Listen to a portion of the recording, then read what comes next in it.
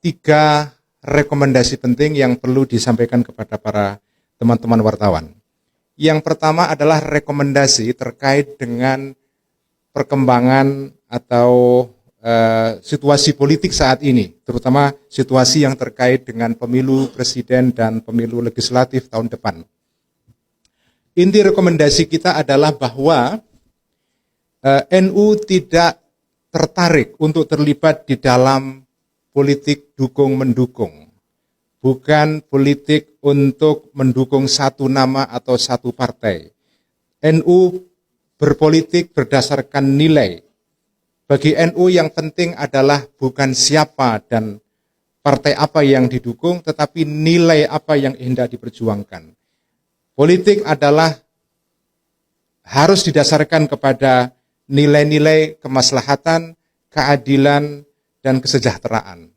Itu adalah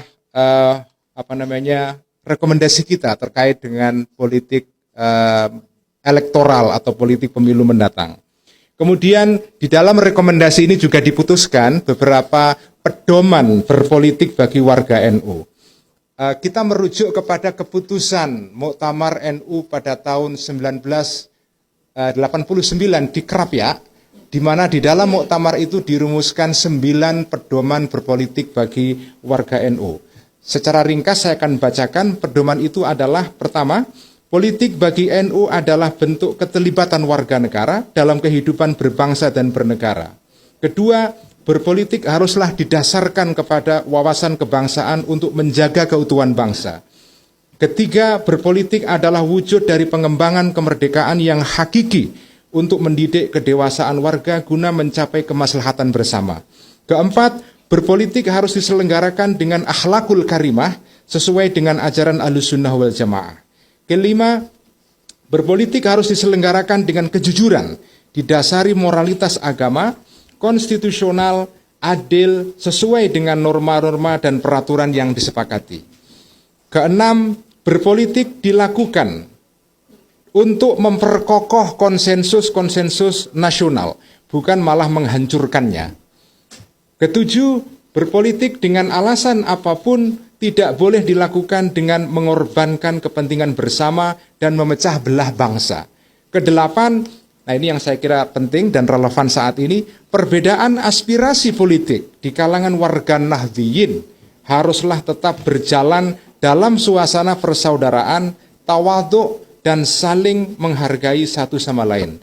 Terakhir, kesembilan, politik harus mendorong tumbuhnya masyarakat yang mandiri sebagai mitra pemerintah, begitu rupa sehingga penyelenggaraan negara tidak boleh bersifat state heavy, melulu dikuasai pemerintah dengan mengabaikan aspirasi masyarakat, melainkan bersifat dua arah dan timbal balik. Ini adalah rekomendasi terkait dengan situasi politik saat ini, terkait dengan politik pemilu. Rekomendasi kedua terkait dengan masalah-masalah yang berkembang di negeri ini, terutama masalah Rempang di Pulau Batam. Kita sudah mengemukakan sikap ini atau pernyataan mengenai isu ini di dalam konferensi pers kita beberapa waktu yang lalu, tapi saya ingin mengulang beberapa poin penting. Pertama, sikap kita adalah dalam situasi atau dalam isu Rempang ini adalah: pertama, penggunaan pendekatan keamanan dan kekerasan dalam sengketa tanah rakyat haruslah dihentikan. Kedua, pertumbuhan ekonomi dan peningkatan investasi tidak boleh dicapai, karena kita sebagai negara butuh investasi, tidak boleh dicapai dengan melanggar hak-hak rakyat kecil. Pada akhirnya pembangunan adalah sarana saja, yang menjadi tujuan adalah manusia itu sendiri. Karena itu kemaslahatan manusia haruslah menjadi pertimbangan pokok. Ketiga, mendorong kepada semua pihak untuk cooling down, baik pihak pemerintah maupun masyarakat. Sementara itu pemerintah haruslah mendengar aspirasi rakyat dengan sebaik-baiknya, sehingga kepentingan investasi dan pada akhirnya tidak mengorbankan hak rakyat kecil. Terakhir, ini adalah himbauan kita, mengajak rakyat di Rempang untuk bersabar dan terus berdoa kepada Allah Subhanahu wa taala agar bisa dicapai solusi terbaik dan membawa kemaslahatan bagi semua pihak, terutama pihak masyarakat. Kemudian yang berikutnya adalah rekomendasi terkait dengan pengelolaan sumber daya alam di Indonesia. Secara ringkas rekomendasi kita adalah bahwa ada masalah yang serius di dalam pengelolaan sumber daya alam kita. Pengelolaan sumber daya alam kita dilaksanakan dengan cara yang mengabaikan aspirasi-aspirasi publik dan masyarakat. Karena itu PBNU mendorong agar pemerintah dan pihak-pihak yang lain berusaha mencapai konsensus nasional di dalam pengelolaan sumber daya alam. Konsensus ini harus melibatkan semua pihak di dalam menentukan arah kebijakan yang adil dan bermaslahat bagi semua pihak.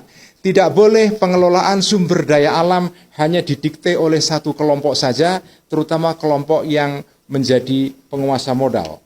Terakhir adalah rekomendasi terkait dengan masalah global. Rekomendasi ini adalah terkait dengan adanya konflik, polarisasi, dan kebencian yang makin menguat di seluruh kawasan di dunia. Adanya populisme, politik populisme yang berkembang di banyak negara, dan itu semua adalah perkembangan dan kecenderungan yang memprihatinkan. Karena itu PBNU dalam hal ini mengusulkan dua hal. Pertama adalah agama harus berperan aktif menjadi solusi bagi problem-problem global. Tetapi agar agama bisa menjadi solusi bagi problem global ini, agama harus melakukan kritik diri.